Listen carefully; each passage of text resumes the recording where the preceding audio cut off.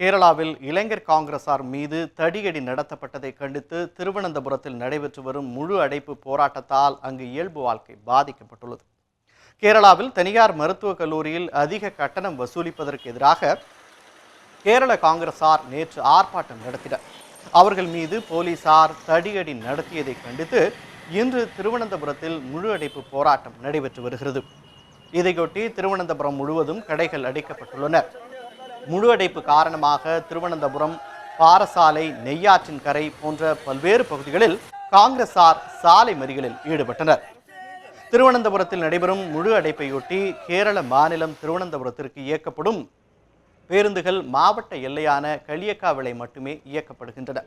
அதேபோன்று கேரள மாநிலத்தின் பல்வேறு பகுதிகளில் இருந்து குமரி மாவட்டத்திற்கு இயக்கப்படும் கேரள அரசு பேருந்துகளும் நிறுத்தப்பட்டன. இதன் காரணமாக நாகர்கோவில் வடசேரி பேருந்து நிலையத்திலிருந்து கேரளாவிற்கு செல்ல இருந்த பயணிகள் மிகுந்த அவதிக்கு ஆளாகினர்.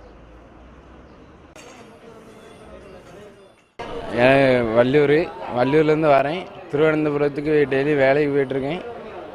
இப்போ திடீர்னால பந்துனால எனக்கு இப்போது ரொம்ப கஷ்டமாக இருக்குது. நான் டெய்லியும் வேலைக்கு போயிட்டுருக்கேன்.